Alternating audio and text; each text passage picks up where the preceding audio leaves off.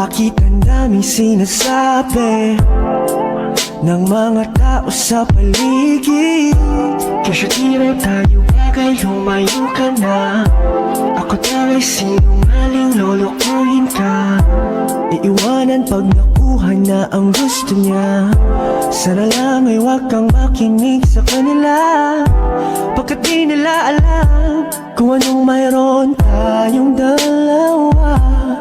Kahit anong buluhin ng langit, mga salitang ito ang laging isipin, na hanggang sa dulo ng walang hanggan ang